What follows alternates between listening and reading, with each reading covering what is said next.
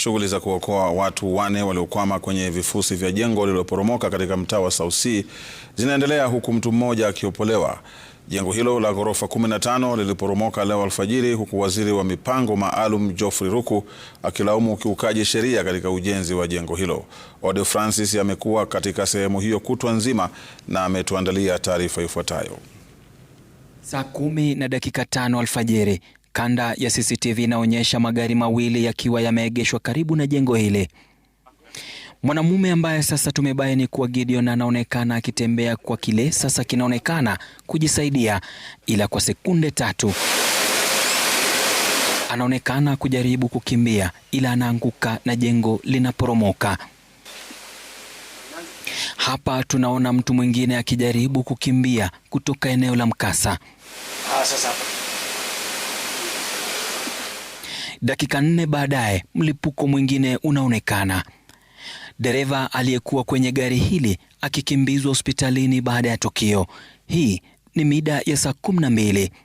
As residents of South C, they have written more than 43 letters to the county government, but there's no been good response. Ndani ya jengo hili walikuwepo walinzi wawili ambao familia zao kutoka mtaa jirani wa Mukuru kwa Njenga zinataka majibu. Mimi ni mama kijana jana saa 12 ametoka kwangu, ameenda kazi. Tangu saa hiyo nimesikia jana saa 10 ameangukia nyumba. Sijaona tangu saa hiyo. Unaitwa nani? Ali Edi. Unataka tupate hiyo mwili tuzike kwa dini yetu kwa Muislamu. Tafadhali ni serikali mali tuko, tusaidieni tutoeni hiyo mwili. Tangu saa 10 nyumba ilianguka mpaka saa hii hakuna respondents vizuri ambao inaweza ondoa hizi mawe ya kuokoa maisha ya watu, hatuoni. Sasa lawama zimelimbikiziwa maafisa wa mipango kaunti ya Nairobi. Waziri wa mipango Geoffrey Ruku akisema kulikuwa na ukiukaji wa sheria za ujenzi. Proper investigations are ongoing to know who are culpable in the construction of the building, and once we have evidence as far as that is concerned, all those involved will be arrested. Buildings are just coming up without any public participations, without any residents. Tunapata tu nyumba gari imeingia inachimbwa. We have buildings that started just less than a year ago. People are already living inside them, which is causing a disaster. And we'd even raised this with the residents, and we said that this could just be the beginning. Haya ya kijiri, jengo hilo lililoko kando ya lile lililoporomoka kwa wakati mmoja lilionyesha hatari ya kuporomoka pia, likisababisha shughuli ya uokoaji kusimamishwa kwa muda. Darubini ya uchunguzi sasa inaelekeza macho yake kwa vifaa vya ujenzi na mtindo wake kubaini iwapo vigezo vilikiukwa. Ode Francis, runinga ya Citizen, mtaa wa South C, hapa Nairobi. Tukisalia katika mkasa huo, shughuli za uokoaji zimeendelea katika eneo hilo la mkasa katika mtaa huo wa South C, huku matingatinga yakitumika kupekua vifusi.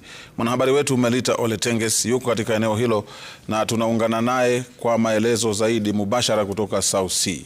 Tenges. Naam, barabara kabisa mwenzangu Swale, ni kama ulivyosema, tuko katika eneo la tukio ambapo jengo hili la ghorofa 14 linadaiwa kuanguka mwendo wa saa 10 asubuhi usiku wa kuamkia leo, na nyuma yangu shughuli za uokoaji zinaendelea zikiongozwa na asasi tofauti wakiondoa zile vifusi pamoja na vyuma ambavyo vilikuwa vimetumika kujenga jengo hili, na tayari naona kuna mataa ambayo yameletwa. Kwa hivyo ni shughuli ambayo inaonekana itaendelea hadi baadaye usiku, na wanajaribu tu kuondoa na kuangalia iwapo wataweza kufikia watu 4 ambao wanadaiwa kwamba baada ya jengo hili kuanguka au kuporomoka bado wanadaiwa kuwa ndani.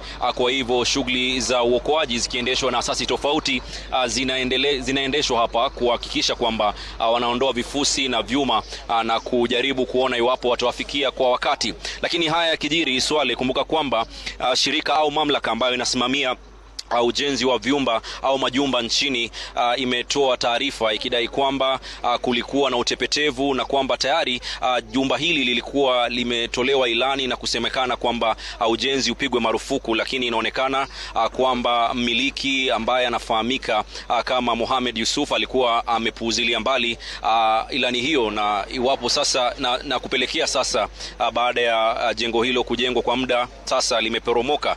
Na awali inadaiwa kwamba jengo hili lilitakiwa kujengwa hadi ghorofa la 10 pekee, lakini inadaiwa kwamba ilienda juu ghorofa 4 zaidi hadi ghorofa ya 14, na hiyo ndio sababu ambayo pengine ilisababisha kuporomoka kwa jengo hili.